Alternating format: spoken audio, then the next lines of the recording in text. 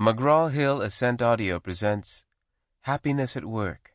Be resilient, motivated, and successful, no matter what. By Srikumar S. Rao, Ph.D. Narrated by Shah.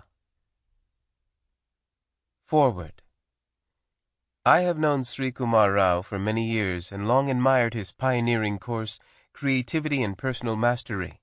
Some of the professionals I most admire are alumni of this program, including the owner of one of the world's most prestigious restaurants, the CEO of an amazingly environmental-oriented nonprofit, a fantastic executive coach, and a spectacularly successful investment banker. They all agree that the concepts Dr. Rao shares have dramatically and positively changed their lives. I believe that his great thoughts may be able to help you in the same way. Happiness at Work, Be Resilient, Motivated, and Successful, No Matter What, its author and its subject are especially significant to me because I attach great value to finding happiness and meaning in life. As a matter of fact, this is the subject of my new book, Mojo, in which I give my answer to the age-old question, what can people do to achieve more meaning and happiness in their lives? What a joy it is to know that Srikumar and I are on similar paths in our writing and our lives.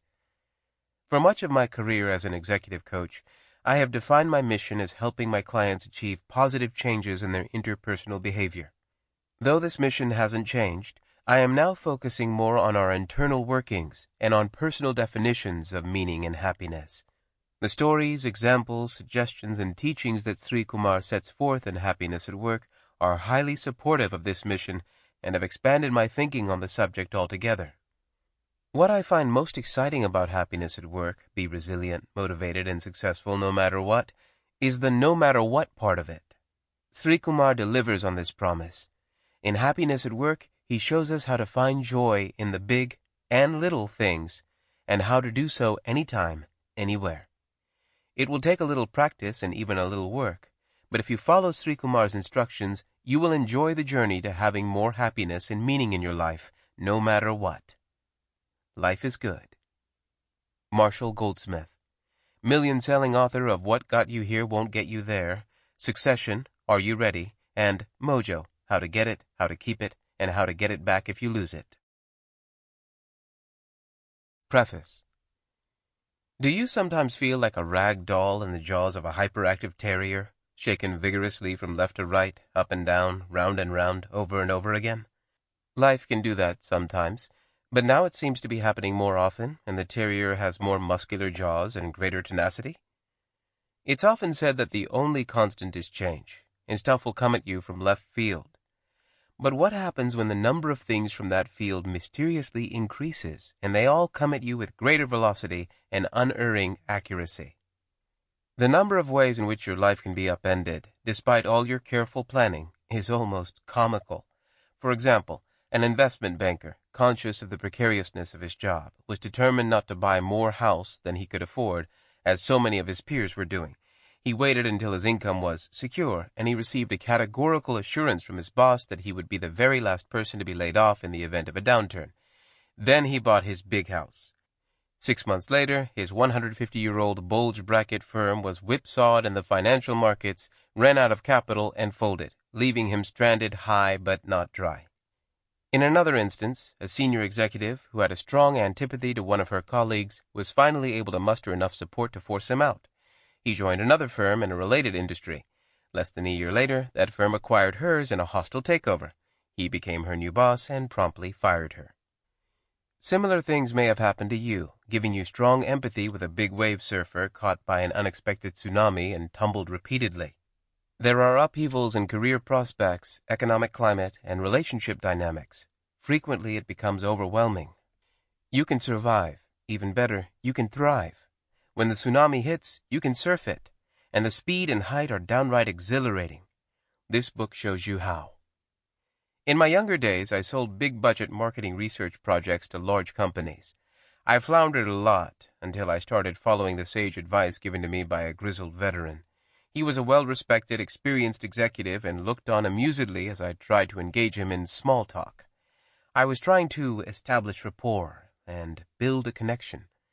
I was convinced that, in a world with many competent suppliers, relationships were the key to getting the sale. After a few minutes, he cut in decisively. "Son, tell me what you have, why I should be interested, how much it costs, and why I should believe you." So I did. Much later I asked him about his style and whether building affinity was important. "Of course it is," he replied. "But I'm busy, and I don't have time to chat with every salesperson trying to build a relationship with me. I don't even want one with most of them. I just want them to go away quickly. First, convince me that it's worth listening to you. Then deliver on your promise. Building rapport comes next, and in most cases takes care of itself." "How long do you give someone to make his case?" I asked. 30 seconds, he replied. I was just lucky. For some reason, he'd given me 5 minutes. The same approach works for a book. I can sense you, the impatient listener, chafing at the bit. "Get on with it," you urge me silently. "Tell me what you have to offer, how I can benefit from it, and why I should trust you." I understand, and will comply. Here goes. Who you are. You are intelligent, ambitious, and on your way to success. But you're not quite sure exactly what success is. You do know that you are functioning far below your capacity, that you can accomplish much more than you presently are. Maybe you can honestly describe yourself as happy, but there is an undercurrent of dissatisfaction in your life, a sense that things could be better, that there is something you need to do. At times you wonder if the path you're taking through life is the right one for you. Sometimes you feel as if you are walking on quicksand just fast enough that you are not sucked in completely. But you're going down all the same, slowly. You are unnerved by the turbulence that is everywhere, in financial markets, in international relations, in government activity, and in company maneuvers. Not overwhelmed, but somewhat queasy. You would like stability and something you can depend on. Your relationships are good, but they are not as deep and nourishing as you would like them to be. You have many friends, but there are few you would fight to keep, and even fewer who you know with certainty will be in your life a few decades from now. And, of course, you want to find purpose in your existence.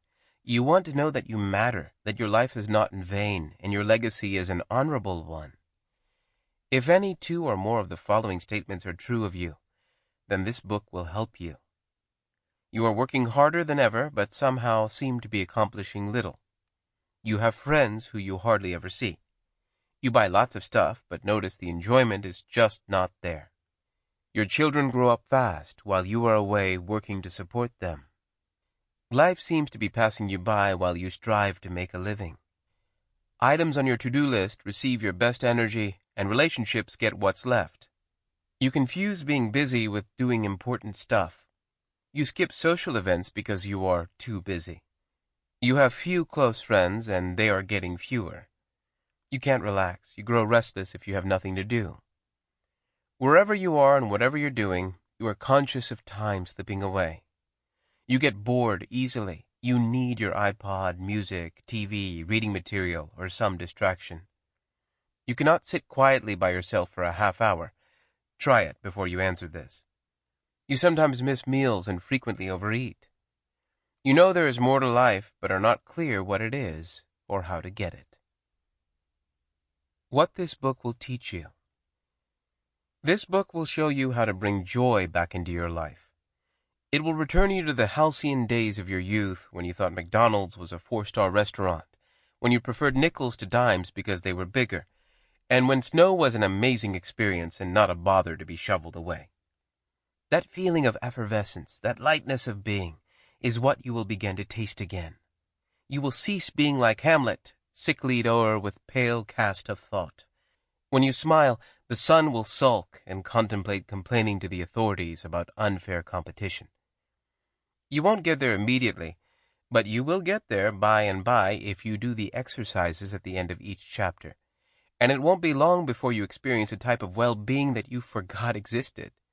Even Robert Browning's Pippa, contemplating the lark on the wing and the snail on the thorn, will envy you.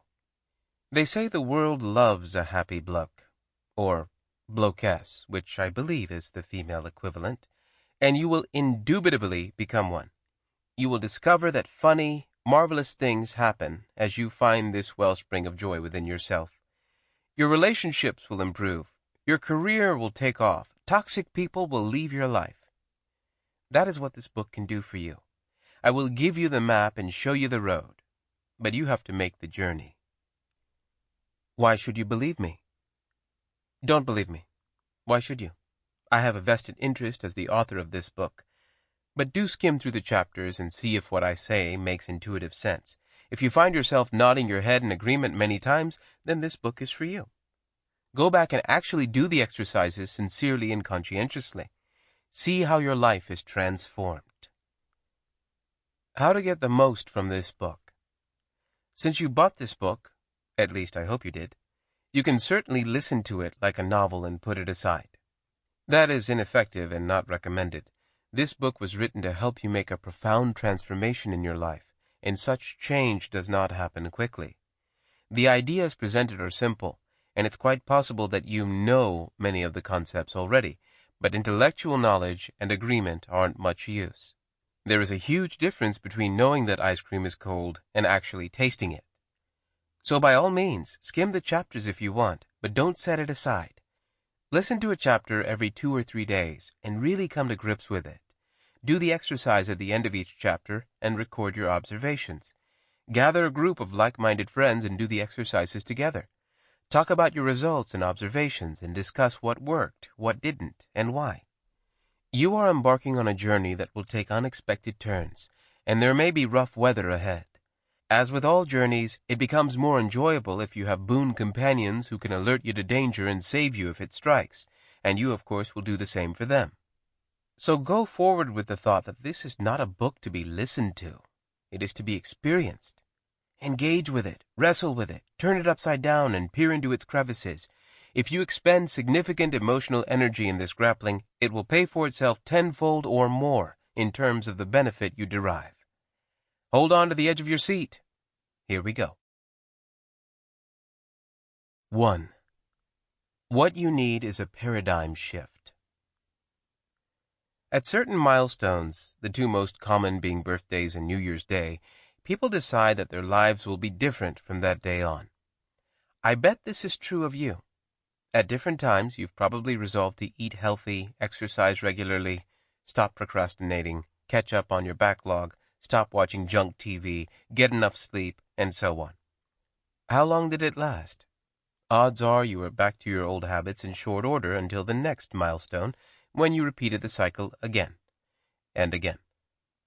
There is a reason for this. When you try to bring about behavioral change by an effort of will, you actually do violence to yourself, and the chances are very good that you will not succeed. This is so universally true that you can actually make money from it. Gyms cheerfully and unabashedly sign up many times more members than they can handle in early January. They know there will be open slots on treadmill sign-up sheets by February. If you have a strong will and persist in your new behavior, you will likely encounter side effects you would rather not deal with. If you stop smoking cold turkey, you may eat too much and put on weight. Then you starve yourself to regain your ideal body weight, and your crotchety temper ruins relations with your family. Violence to yourself is not a good way to go. My methods produce lasting behavioral change without unpleasant consequences because the change does not come from an effort of will. It comes from examining your deep-rooted beliefs of who you are and how the world functions. As you examine these beliefs and make changes in them, you literally become a different person. And once you're a different person, you behave differently and change happens naturally and effortlessly. Best of all, it lasts. You don't have to worry about sliding back. When you change enough of your beliefs about this is the way the world works, the cumulative effect is massive. You will find your own tipping point on this. When you do, you will experience a paradigm shift in which you'll see the world so differently that nothing is the same again. We are not talking about putting a Band-Aid on a cut. We are talking about genetic re-engineering on a massive scale. This book is designed to help you bring about such a paradigm shift. The chapters are short, but the lessons are powerful. The shift in your consciousness will happen only if you do the exercises provided. To illustrate the power of a paradigm shift, consider this ancient parable. The abbot of a once famous Buddhist monastery that had fallen into decline was deeply troubled. Monks were lax in their practice, novices were leaving, and lay supporters were deserting to other centers.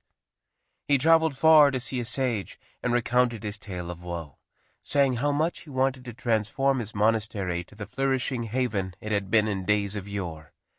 The sage looked him in the eye and said, "The reason your monastery has languished is that the Buddha is living among you in disguise, and you have not honored him." The abbot hurried back, his mind in turmoil. The selfless one was at his monastery? Who could he be? Brother Hua? No, he was full of sloth. Brother Po? No, he was too dull. But then, the Tathagata was in disguise. What better disguise than sloth or dull-wittedness? He called his monks together and revealed the sage's words. They too were taken aback, and looked at each other with suspicion and awe. Which one of them was the chosen one? The disguise was perfect. Not knowing who he was, they took to treating everyone with the respect due the Buddha. Their faces started shining with an inner radiance that attracted novices and then lay supporters. In no time at all, the monastery far surpassed its previous glory. That is how it works, and you can begin harnessing this power right now.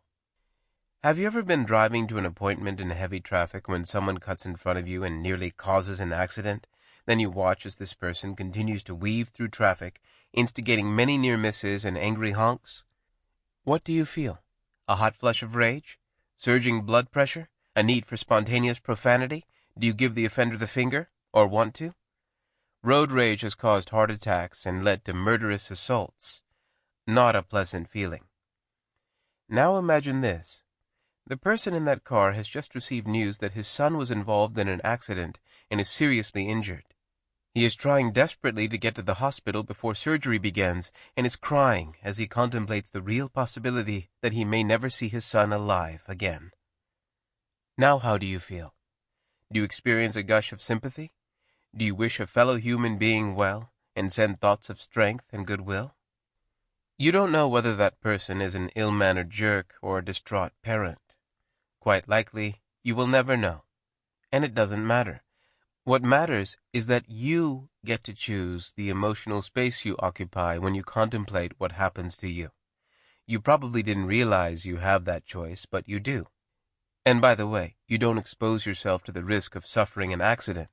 If you see the same car again later, you expect erratic behavior and are on guard against it. You just don't have the emotional garbage of rage and dislike. Think of how many times in your life you have had such a choice and voluntarily decided to occupy a room with anger, frustration, jealousy, or hate. It happens much more often than you realize. How to choose your emotional state. Whenever anyone does something that causes you to react with anger or distaste, take a deep breath and pause. Think about whether there is any possibility that what set you off was actually a well-meaning act or an honest mistake. It does not matter whether your instincts were accurate or not. The mere act of considering whether there was a more benevolent explanation for what happened is enough to dissipate the violent emotions that bedevil you. You will be more calm and deliberate, and your actions will be more effective. 2. Don't stick a label on it. There is something you do that hurts you a great deal, and you don't even realize you do it. If someone points it out to you, your tendency is to deny it. Even if you acknowledge it, you don't feel particularly troubled. It seems innocuous. Everyone does it. In fact, doing it is embedded into our culture. What is it that is so common and so deleterious? It is your habit of making instantaneous judgments about everything and then sticking a label on whatever happens. In particular, I am talking about the labels good thing and bad thing. Observe yourself as you go through a typical day. Stuff happens to you. As it does, you immediately judge it and label it.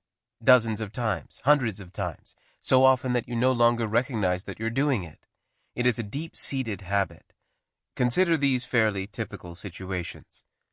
You go to the coffee machine, and only the dregs of the previous pot are left. If you want fresh coffee, you have to clean the pot and brew it. Bad thing. Your assistant calls. Her son is ill, and she has to take him to the doctor. She expects to be in, but can't say when. Bad thing. There is an unexpected crisis in Asia, and your boss has to leave immediately to sort it out. Your meeting with him, which took 2 months to set up, is cancelled. Bad thing.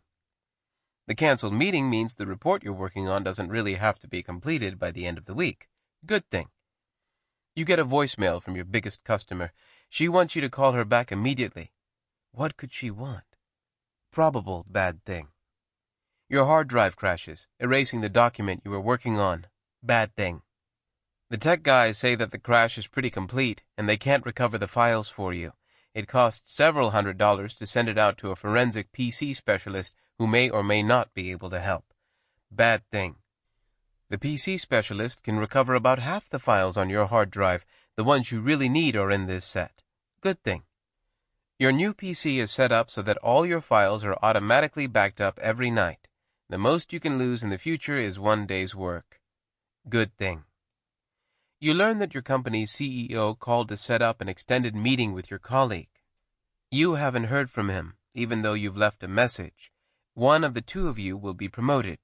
Very bad thing. You receive a 6-figure bonus. Very good thing. Your teammate, the one you dislike, gets a 7-figure bonus. Very bad thing. That makes your own bonus slide down from very good thing to okay thing. You get a call from your spouse. Your in-laws are coming for dinner on Friday and may stay the weekend. Bad thing. Very bad thing. Super bad thing. Your daughter's SAT scores came in. She got 2390. Good thing. If she hadn't flubbed that simple math question, she would have had a perfect score. Bad thing. Your doctor calls. Nothing to be alarmed about, but he would like to rerun some tests. What does he mean, nothing to be alarmed about? What tests? Why does he want to do them over? Very bad thing. And so it goes on, minute by minute, day after day. Most people use the bad thing label 3 to 10 times more often than they use the good thing label. Each time you use the bad thing label, no matter how fleetingly, you're adding a tiny bit of stress to your life. You may think that's trivial. It isn't. You may even claim that it has no effect on you. You're wrong. Cumulatively, it has a huge impact on you. When you label so much of what happens to you as bad, it reinforces the feeling that you are a powerless pawn at the mercy of outside forces over which you have no control. And, this is key, labeling something a bad thing almost guarantees that you'll experience it as such. If you look back on your life, you'll find many instances where something you labeled a bad thing turned out to be not so bad after all, and perhaps even a good thing. Such as the time you called everyone over for a football party and your TV blew, so you played charades instead, and everyone had a complete blast. Here is a perfect example of how difficult it is to know immediately whether something is good or bad. He was a good swimmer, a very good swimmer, and was training to compete in an important meet. He slipped on a patch of ice and broke his wrist. For weeks and weeks, his coach kept him on the sidelines kicking, while his teammates practiced furiously. Initially, he was devastated and felt that his career was over. Then he simply buckled down to doing what his coach told him to do. At the meet, in one of the crucial events, his opponent swam the race of his life. He was quite behind at the halfway mark and should have lost, but the weeks of kicking had given him muscles he'd never had before. He kicked even harder and touched the finish wall a whisker before his inspired opponent. The swimmer was Michael Phelps. The event was the 100-meter butterfly in the 2008 Beijing Olympics. He beat Milorad Kavic by 1/100th of a second to win his 7th gold medal. Frame by frame, photographs showed a tired Kavic gliding with his legs trailing, while Phelps gave a final kick. It was one of the closest finishes in athletic history, and without that extra spurt, Phelps would not have won 8 gold medals in a single Olympics to beat Mark Spitz's record. So when Phelps broke his wrist in the midst of his most intense training, was it a bad thing or a good thing? Who knows? A case can certainly be made that the injury was the best thing that ever happened to him. How to stop using unhelpful labels. Observe yourself closely. Notice how you immediately judge what happens to you and label it a bad thing or a good thing. Focus on the bad things. See the many ways in which they are not so bad and perhaps even good. Even if you can't see how something can possibly be good, refrain from labeling it bad. If you break your leg, don't label it a bad thing. If you have to stick a label on it, use "I broke my leg." This is descriptive and neutral. Be generous with the good thing label. It may take you a while to get the hang of it and even to recognize how many judgments you pass. Persist. See how your life changes when you stop using the bad thing label. 3. Why positive thinking is bad for you. Okay, I used a little bit of license here.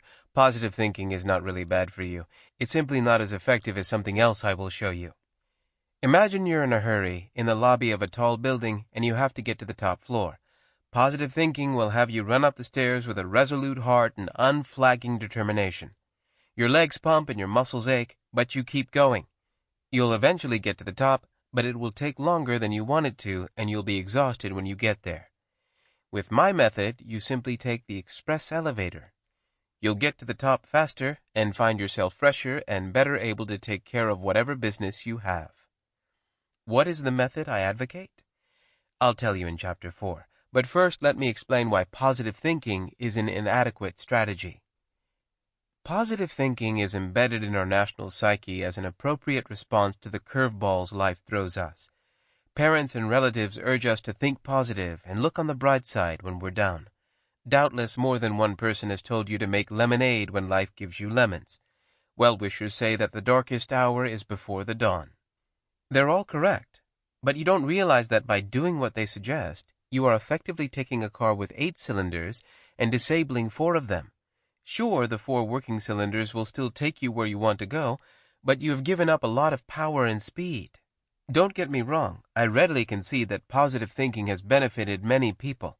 It has enabled them to kick destructive addictions, get derailed lives back on track, recover from financial setbacks, relationship breakups, and similar disasters, and cope better with the vicissitudes of life. But there is still a problem with it. The problem is that it sets up a duality and encourages you to embrace only one part of it. This duality is embedded in the name itself. If you embrace positive thinking, you are, by definition, spurning negative thinking. So it's as if you were on a teeter-totter and are trying desperately to put all your weight on one side, the positive thinking side. You have to muster all your energy and throw it into weighing down the positive side because you are scared deep down that the negative side you've created is quite strong and may actually win this battle. This creates stress, and there will be many occasions when you don't succeed. Think of how this duality permeates all the well-meaning advice you're given. When you look on the bright side, you're acknowledging that there is a dark side at which you are choosing not to gaze. If you think that the darkest hour is before the dawn, you accept that you are moving from darkness to light. To a certain extent, you're kidding yourself. To a large extent, you're dissipating your mental energy to overcome an obstacle that you've created yourself. You created this barrier by labeling something as undesirable. You then try to see the best aspect of this undesirable thing. You're much better off using that energy and focusing it on the task you're engaged in. You don't have to dissipate your vitality overcoming bad things if you don't label them bad in the first place. Consider a mouse in a laboratory maze looking for cheese. It makes a wrong turn and bumps into a dead end, promptly turns around and tries another route, and another, until it gets to the cheese. Now imagine what would happen if every third time it reached a blind alley it had to sit down and recharge itself. If it had to convince itself that the cheese was there, that it had to try harder and not take failures into account, that the dark days would turn to light when it found the cheese, that the bad thing of yet another dead end was actually the good thing of greater knowledge of maze pathways. Don't laugh. You can readily appreciate, when it's presented this way, that the mouse strategy of simply getting on with it is superior to using positive thinking. This is equally true for you. Even if you don't recognize it, you have already taken the first step on this path. You started when you did the exercise in the last chapter and began avoiding putting labels on stuff that happens to you, especially when you avoid putting the bad thing label on whatever you confront. Reflect on this. You need to think positive when a bad thing happens to you. This takes energy and causes tension. It creates a tiny bit of stress, even as it dissipates the much larger stress caused by the bad thing. But what if no bad thing happens to you because you refuse to use that label? You no longer have to put a positive spin on whatever life gives you. Others may think of events as bad or even terrible, but you don't have to let them dictate what you experience. Sample complete. Ready to continue?